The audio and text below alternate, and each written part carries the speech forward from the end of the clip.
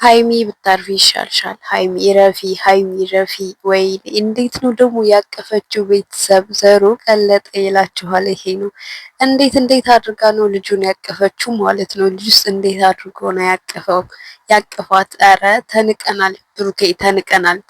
ወንድማችን ተንቋል። ወንድማችን ተንቋል። እኔ ብዙ ጊዜ ደጋግሜ ተናግሬያለሁ። እንደዚህ አይነት ፕራንክ ይቅርባችሁ፣ እንደዚህ አይነት ፕራንክ ይቅርባችሁ። ምክንያቱም ፍቅርና የተለያዩ ነገሮችን ያደፈርሳል። ማነው በእኔ ሀሳብ የሚስማማ? እስኪ ሰላም ቤተሰቦች እንዴት ናችሁ? ሰላም ናችሁ ወይ? ከኔ ጋር ሁሉ ሰላም፣ ሁሉ መልካም ነው። ምንድን ነው እዩት እስኪ እንዴት እንዳቀፈችው ማለት ነው። እንደዚህ ተደርጎ ይታቀፋል?